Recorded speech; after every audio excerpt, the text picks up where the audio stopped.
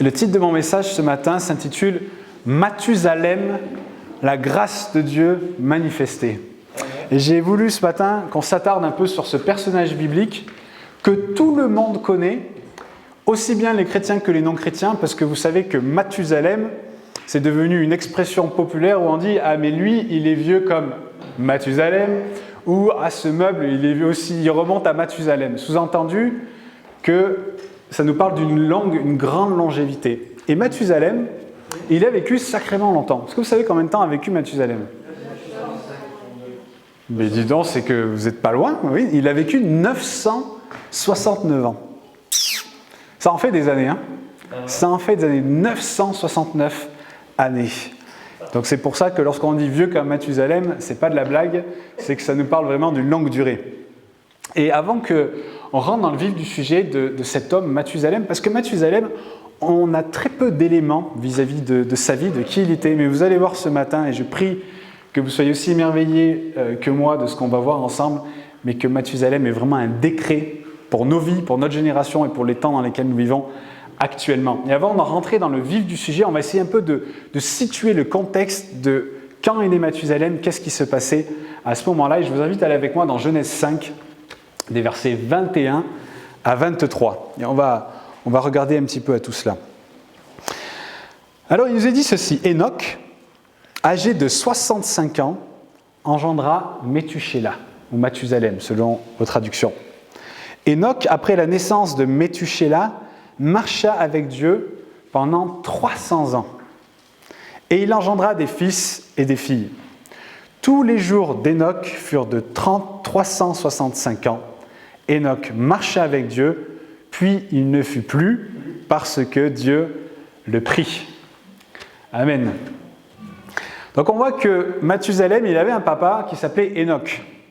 Et Enoch, il a vécu 365 ans, potentiellement il aurait pu vivre plus longtemps, mais il nous a dit que Dieu prenait tellement de plaisir dans le cœur d'Enoch qu'il le prit pour être avec lui. C'est-à-dire que Enoch fait partie de ces deux hommes dans la Bible qui n'ont jamais connu la mort, qui ont été enlevés par Dieu, parce qu'il y a Enoch et puis il y a aussi Élie, qui a été enlevé au ciel dans des chars de feu. Donc ces deux hommes-là n'ont jamais connu la mort. Et la Bible nous dit que Enoch vivait dans un temps, dans une génération où les hommes faisaient tous les jours ce qui était mal aux yeux de Dieu. Il nous est dit qu'il marchait dans le chemin de Caïn.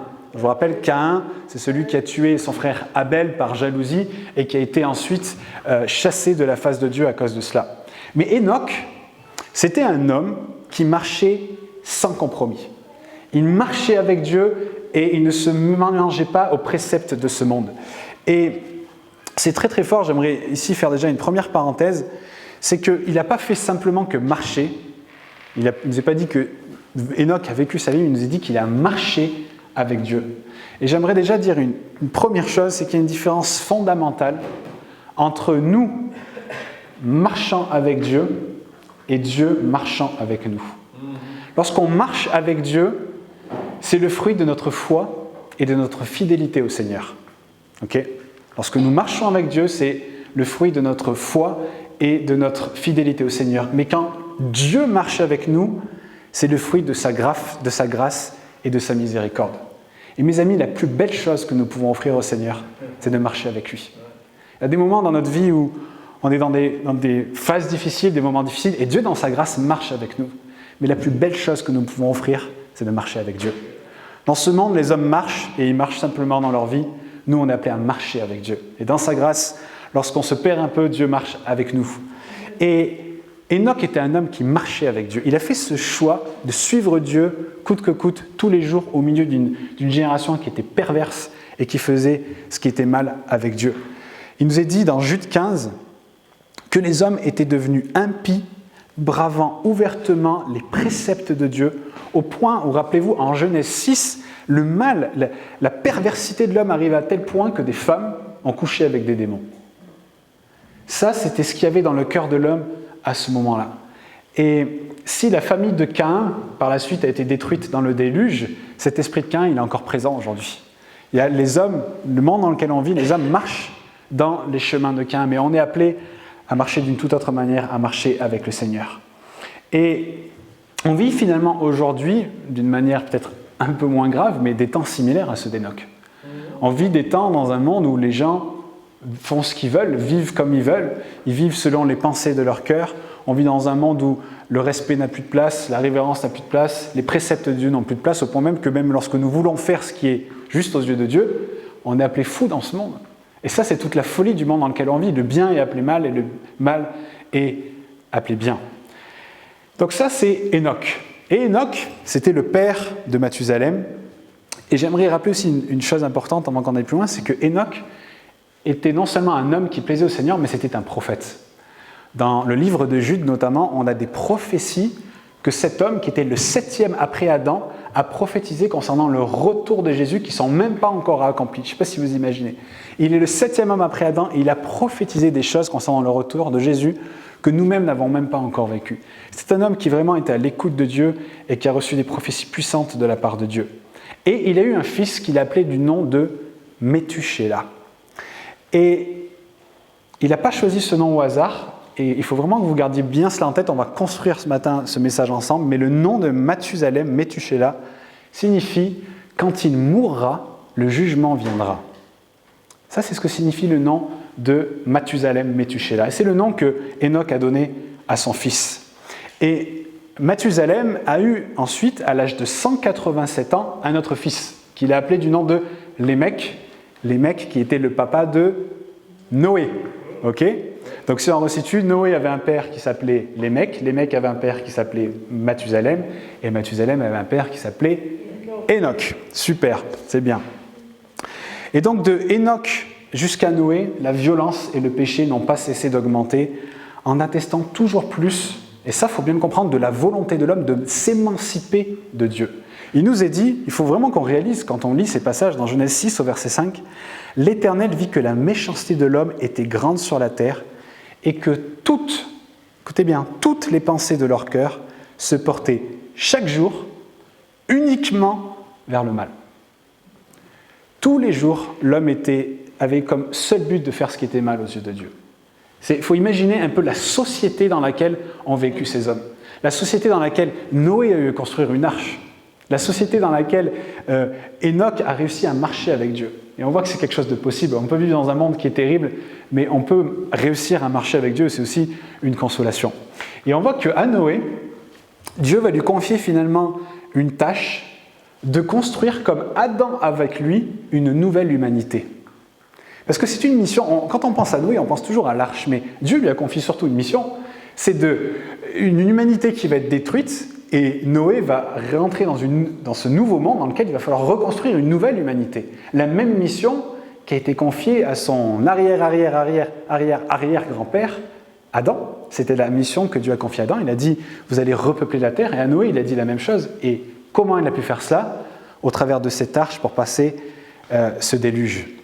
Et Jésus, et je suis très content aussi des choses qui ont été reçues ce matin, mais Jésus lui-même nous rappelle dans Matthieu 24, des versets 37 à 38, que son retour, quand il viendra nous chercher, sera semblable au déluge.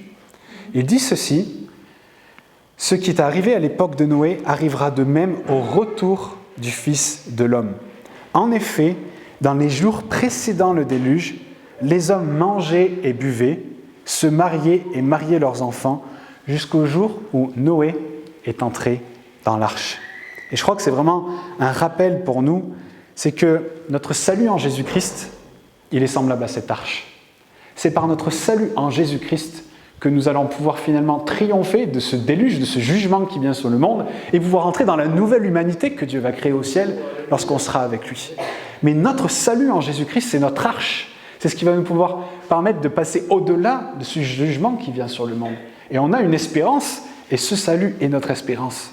Et on va rentrer dans une nouvelle humanité où finalement le péché n'aura plus sa place, où la maladie n'aura plus sa place, la tristesse, les deuils n'aura plus sa place. Mais il y a une nouvelle éternité, un nouveau monde qui nous attend. Et ça, il ne faut pas l'oublier.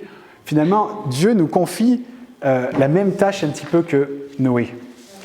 Et c'est très intéressant, et là il va falloir qu'on allume nos cerveaux pour bien saisir tout cela, de remarquer que lorsqu'on regarde à l'âge de naissance et de mort des premiers patriarches, on voit que Mathusalem a été présent pendant toute la construction de l'arche et a été présent en même temps que bon nombre de ses pères. Et on va maintenant afficher un tableau, vas-y Christophe, où on va voir tous les âges des patriarches ainsi que leur âge respectif à la naissance de l'un d'entre eux. Alors, j'espère que vous voyez tous bien, mais sur ce tableau, on s'aperçoit, donc vous avez tout en bas l'âge de mort des différents patriarches par colonne, d'accord ? Donc on voit par exemple que lorsque Lémec est né, là où il y a un 0, Adam était encore en vie. Ça veut dire que Lémec a connu tous ses pères jusqu'à Adam, puisque Adam est mort à l'âge de 930 ans. Et que lorsqu'est né Lémec, Adam avait 874 ans. Donc on s'aperçoit au travers de ce tableau de différents éléments de ceux qui étaient encore en vie et de ceux qui sont morts. D'accord ? Donc on voit que c'est très très fort. Lémec, le papa de Noé, est mort à l'âge de 777 ans, mais à ce moment-là, son grand-père, Mathusalem, est toujours en vie. Est-ce que vous arrivez à me suivre sur ce tableau ? C'est bon ? Vous êtes avec moi là ou pas ? Oui ? C'est bon ? Vous voyez bien ? Donc, on s'aperçoit de différentes choses. Maintenant, j'aimerais que vous preniez vos Bibles et on va lire ensemble un verset. Et vous allez voir que tout ce que je vous raconte depuis le début va prendre un sens assez extraordinaire. Dans Genèse 7, au verset 11, écoutez bien ce qui est marqué. Il nous est dit, l'an 600 de la vie de Noé, le second mois, le 17e jour du mois, en ce jour-là, toutes les sources du grand abîme jaillirent et les écluses des cieux s'ouvrirent. On voit dans ce passage que quand Noé a eu 600 ans, le jugement de Dieu, le déluge, est tombé sur la terre. Maintenant, regardez avec moi, remets le tableau. Quand Noé avait 600 ans, quel âge avait Mathusalem ? 969 ans. À quel âge est mort Mathusalem ? 969 ans. Je vous rappelle que ce Mathusalem, son nom signifie « quand il mourra, le jugement viendra ». L'année où est mort Mathusalem est le même moment où le Seigneur a envoyé son jugement sur la terre, a envoyé le déluge sur la terre. C'est-à-dire que le nom même de Mathusalem annonçait par avance la venue du jugement. C'est-à-dire que Mathusalem fut toute sa vie jusqu'à la fin de son existence un message adressé à l'humanité en disant un jugement vient. Et lorsque moi je m'en irai, ce jugement viendra sur la terre. Et ce message, il a été adressé au moment même où l'humanité était pervertie et où Noé était en train de construire son arche. Et la longévité exceptionnelle de Mathusalem, ce n'était pas seulement un message, mais c'était une manifestation de l'amour, de la grâce et de la patience de Dieu pour l'humanité. Est-ce que vous êtes avec moi là ? Moi, quand j'ai vu ça, je suis tombé à la renverse. Heureusement, j'étais bien assis. Mais on a un Dieu qui est un Dieu de grâce. Le nom que Dieu a révélé à son papa Enoch pour son fils Mathusalem allait être un décret pour l'humanité. De la grâce de Dieu, mais aussi qu'un jugement allait venir. Et Mathusalem, n'a pas vécu 969 années à cause de sa bonne santé ou à cause du fait qu'il mangeait 5 fruits et légumes par jour, mais c'était dû au fait que Dieu ajoutait année après année à son existence des jours de grâce pour l'humanité. C'est-à-dire qu'on dit Mathusalem, il a vécu longtemps, mais il n'a pas vécu longtemps parce qu'il a vécu longtemps. Il a vécu longtemps parce que Dieu aimait l'humanité et voulait lui laisser une chance de se repentir. Et ça, c'est le Dieu de grâce que nous avons. Lui, ce message vivant, qu'à la fin de sa vie, le jugement de Dieu, qu'il avait annoncé au travers de ce nom, Mathusalem, allait venir sur la terre.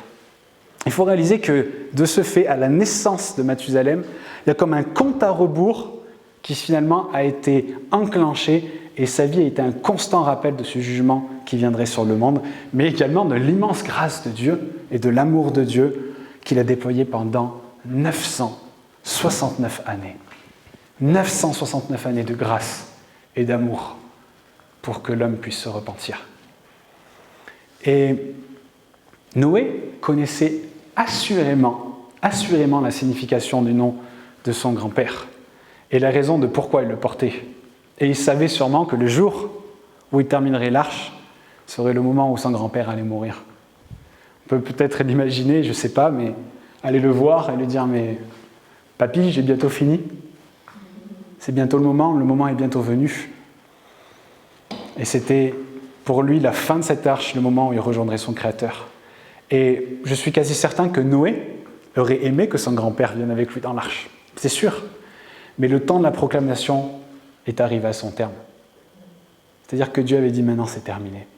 Le temps de grâce, cette proclamation de grâce est terminée. Maintenant c'est le temps du jugement avec ces eaux qui allaient couvrir bientôt la terre.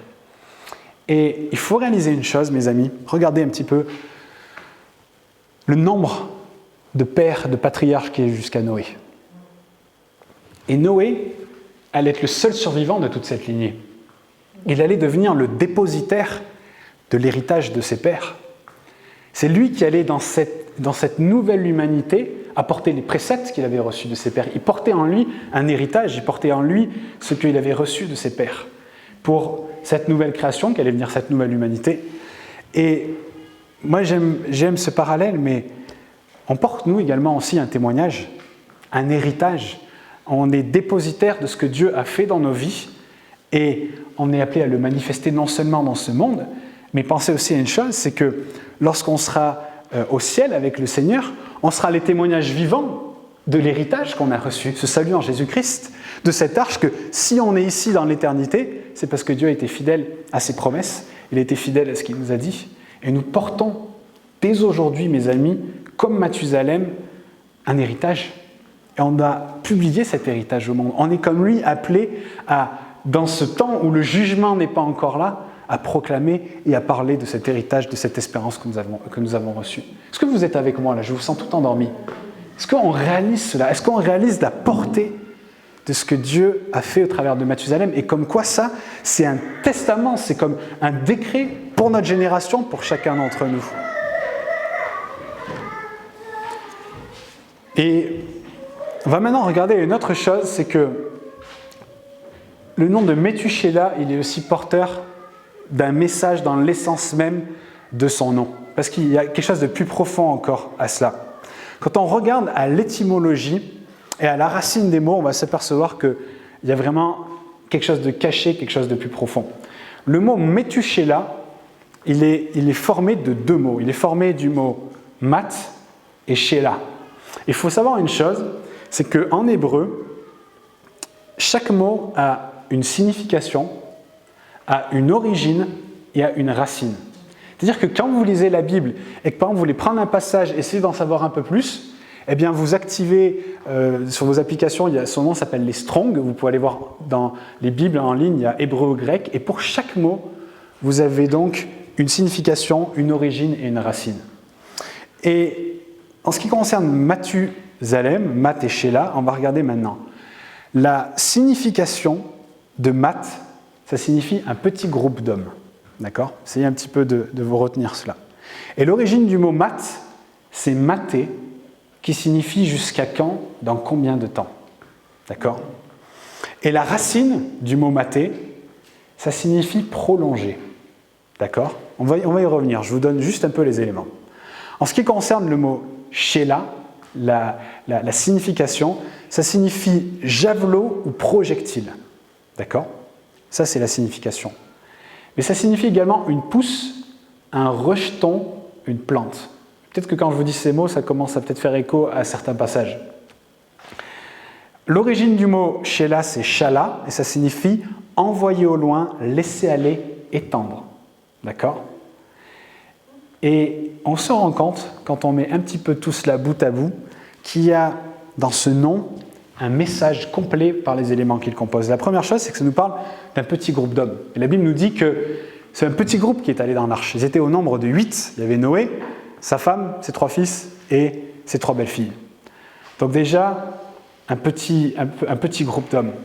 Ensuite, ce petit nombre, Mat, dont faisait partie Noé, se posait très probablement ces mêmes questions. Jusqu'à quand mater? Jusqu'à quand devrons-nous subir les moqueries de la population? Dans combien de temps pourrons-nous entrer dans l'arche? Et si la racine du mot mater signifie prolonger, c'est parce qu'au final, Dieu prolongeait sa patience. Dieu prolongeait sa grâce. Comme ce nom l'attestait Mathusalem, que quand il mourra, le jugement viendra. Dieu a prolongé sa patience jusqu'au bout pour que l'homme se repente. Et ça, c'est l'amour parfait de Dieu qui est allé au-delà de ces simples questions jusqu'à quand. C'est Dieu qui prolongeait sa grâce pour que les hommes puissent se repentir. Et concernant Sheila, qui se traduit par javelot, projectile, c'est parce que le message devait aller droit au but. Il devait toucher sa cible. Mais Sheila signifie également une pousse, un rejeton. Et ça nous fait penser à la signification messianique de ce que ça démontre, parce que Jésus y appelait le rejeton de David. Et il y avait déjà dans le nom de Méthusélah une promesse messianique, la promesse de Jésus qui allait être envoyé au monde. Et il y a ça 6000 ans en arrière. La promesse que Dieu enverrait un sauveur, un libérateur pour ce monde. Malheureusement, le message, lui aussi, a été entendu que par un petit nombre, mais ce message a été donné au monde. Et quant à la racine du mot Shala, elle signifie envoyer au loin, laisser aller, étendre. Et Jésus a dit qu'il ne jetterait pas dehors celui qui vient à lui. Sa grâce, elle est étendue pour tous les hommes. Elle est donnée à tous les hommes. Et j'aimerais terminer là-dessus, mais lorsque la porte de l'arche fut fermée, il ne fut plus possible aux hommes d'y pénétrer pour être sauvés. La porte de l'arche, ce salut en Jésus-Christ, sera lui aussi un jour fermé. On ne sait pas quand. On ne sait pas jusqu'à quand Dieu va donner sa grâce, mais un jour, cette porte-là sera fermée. Et quelle attitude avons-nous en attendant ce jour-là? Pour ceux qui ne connaissent pas, qui ne sont pas encore rentrés dans l'arche, qui ne sont pas rentrés dans ce salut en Jésus-Christ. Parce que, comme Noé et sa famille, on vit dans un monde qui court à sa perte. Et je pense que chacun d'entre vous, vous en êtes aperçu. Moi, je me dis aujourd'hui, autant plus jeune, je ne voulais pas que le Seigneur revienne, je voulais vivre ma vie. Et autant, maintenant que j'ai commencé à la vivre, je me dis, mais heureusement que Dieu va mettre une fin à tout cela. On se dit, mais sinon, jusqu'où l'homme ira? Parce que cette société où l'homme est sans cesse en train de penser chaque jour à faire le mal, on y arrive petit à petit. Mais on se dit, mais Seigneur, mais heureusement qu'au bout d'un moment, tu vas mettre un stop, tu vas mettre un au-delà à tout cela, parce que sinon, jusqu'où irions-nous? Mais comme Noé, on est cette génération qui est dans cette société et dans laquelle assurément un jugement va venir. Et vous savez, il y a une chose, moi, qui m'interpelle, et j'essaye de m'en souvenir, c'est que c'est assez terrible avec la force avec laquelle notre quotidien vient nous faire oublier ces choses-là. On se lève chaque jour, on a nos agendas, on a nos emplois du temps, on a nos tâches à effectuer, on a nos soucis, on a nos têtes prises dans tout cela, mais on en oublie que tout ça, c'est partiel. Dieu a dit qu'on vit dans ce monde, donc tout ça, c'est obligatoire. Bien sûr qu'il y a tous les soucis de la vie qui sont là, mais on n'est pas de ce monde. C'est-à-dire qu'on vit ici-bas une parenthèse temporelle sur une éternité qui nous attend. Mais est-ce qu'on réalise la portée de ce que nous accomplissons ici aujourd'hui et combien cela va impacter l'éternité qui nous attend? Et avec tellement de force, notre quotidien vient nous frapper de tout cela. C'est pour ça que Jésus a dit, ce sera semblable au déluge quand je vais venir. À ce moment-là, les hommes mangeaient, buvaient, mariaient leurs fils, on faisait des projets pour nos enfants, pour nos petits-enfants, et c'est une bonne chose. Mais il ne faut pas que ça vienne ôter et faire disparaître cette échéance qui viendra assurément qu'un jour Jésus va venir nous chercher. Et quel sera l'état de nos cœurs à ce moment-là? Et c'est une vraie question qu'il faut se poser. Est-ce qu'on est suffisamment proche du Seigneur pour ne pas tomber comme cette société de l'époque qui marchait dans les voies de Caïn? Est-ce qu'on va marcher avec Dieu? Est-ce que Dieu marchera avec nous? Ou est-ce qu'on marchera tout court? Parce qu'oubliez pas, la plus belle chose qu'on peut offrir au Seigneur, c'est de marcher pour lui. Et on vit finalement des temps similaires à ce niveau-là. Et Paul nous dit dans 1 Thessaloniciens 5,2 que le jour du Seigneur viendra comme un voleur. Le voleur, quand il vient cambrioler votre maison, il ne vous dit pas mardi 16 septembre à 14h, je vais venir cambrioler votre maison. Souvent on rentre, on se dit « Ah, on a été cambriolé ». Ce sera exactement la même chose. Et grâce à la parole de Dieu, on arrive à comprendre un peu les périodes, les prophéties qui sont accomplies, mais aucun de nous ne connaît le jour exact où le Seigneur reviendra. Et ce jour-là nous surviendra sans qu'on s'y attende. Et je l'espère pour chacun d'entre nous qu'on ne sera pas tellement captivé par un quotidien qui va en prendre de la place qu'on en oublie que ce jour peut venir. Ce jour peut venir demain. Ce moment peut venir maintenant. Et qu'on soit là, assurément affairés à bâtir notre arche, notre salut en Jésus-Christ. Vous savez que le salut, c'est quelque chose qui se construit, c'est quelque chose qu'on reçoit, mais c'est quelque chose, un fondement sur lequel on construit nos vies. Rappelez-vous, dans 1 Corinthiens, il nous est parlé que ce salut est comme un fondement sur lequel on bâtit avec de l'or, de l'argent et des pierres précieuses, ou du bois, du chaume ou du foin. Et Dieu dit que le feu va venir. Et selon ce qu'il restera, eh bien, on sera sauvé ou non. Il nous dit que s'il ne reste rien, on sera sauvé comme au travers du feu, c'est-à-dire de manière in extremis. Mais on est appelé à rentrer dans l'éternité avec de l'or, de l'argent et des pierres précieuses, avec des hommes et des femmes qu'on a engendrés en Jésus-Christ, qui seront notre famille dans le ciel. C'est ça qu'on est appelé à faire. Et c'est ce que nous rappelle ce nom, Mathusalem. Assurément, un jour le jugement viendra et on doit être comme Mathusalem. Par nos vies, par notre témoignage, un décret pour ce monde que le jugement vient, mais que le Seigneur nous fait grâce aujourd'hui. Et je vais terminer là-dessus. Finalement, c'est un appel en 3 parties qui repose sur chacun d'entre nous comme il reposait sur Mathusalem. Le premier appel que nous avons, c'est de ne pas oublier. Un appel à ne pas oublier que ce jour vient. C'est une première chose. Deuxième point, c'est que c'est un appel à être des hommes et des femmes justes et intègres dans notre temps, au milieu de notre génération, à marcher avec Dieu sans compromis, sans se laisser aller aux voies de ce monde et en disant « Ah, mais aujourd'hui, il faut adapter la foi, il faut adapter notre christianisme, notre chrétienté au temps d'aujourd'hui. » Non, c'est faux. Ceux qui disent ça, ils sont dans l'erreur, c'est faux. Dieu ne change pas, la Bible ne change pas. Et on est appelé à rester intègre au milieu de notre génération. C'est comme ça qu'on va pouvoir interpeller les gens. Et le troisième point, c'est que c'est un appel à être des témoignages vivants de l'espérance qui est la nôtre. Si on est là aujourd'hui, c'est qu'un jour, nous avons confessé le nom de Jésus-Christ. Et nous avons dit, Seigneur, nous voulons te suivre. Vous êtes d'accord avec ça? Si on est là, c'est qu'on a fait un jour ces choix, cette décision. Et cette décision-là, eh bien, elle nous amène à vivre différemment, à témoigner, à rayonner de cette espérance qui est la nôtre. Qu'un jour, nous savons que si nous mourons demain, nous serons avec le Seigneur Jésus pour l'éternité. Et tous ici, nous avons au moins cette certitude, c'est qu'un jour nous allons mourir ou nous allons voir le retour du Seigneur Jésus. Et grâce à ça, nous avons une espérance qu'un jour nous serons avec Dieu. Et le monde n'a pas cette espérance, et le monde est dans l'angoisse. Aussi sûr qu'il paraît de dire, mais on est au contrôle de nos vies, le monde est dans l'angoisse de la mort. Le problème, c'est que c'est souvent quand vient le déluge que les gens commencent à s'en occuper. Et qu'on soit aussi là auprès de ces gens qui réalisent cela.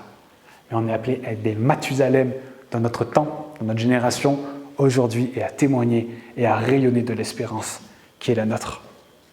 Pour les gens qu'on aime et pour les gens qui sont dehors. Vous êtes d'accord avec ça? Je vous invite à vous lever et on va prier ensemble. Et on va prier vraiment que le Seigneur vienne déposer comme un fardeau dans nos cœurs pour cet appel-là. Cet appel d'être des hommes et des femmes qui nous levons et qui sommes des témoignages vivants pour notre génération. Et on va prendre aussi le repas du Seigneur, parce qu'au travers de ce message, la première chose qu'on réalise, c'est l'appel qui est le nôtre. Mais la deuxième chose, c'est qu'on réalise toute la grâce et l'amour de Jésus. Quand vous lirez Mathusalem, j'espère que maintenant vous vous souviendrez de ça, qu'il est un témoignage vivant de la grâce et l'amour de Dieu. Chaque année qu'il a vécu, ça a été une publication, un décret de la part de Dieu, de son amour pour le monde, et pour que le monde puisse se repentir.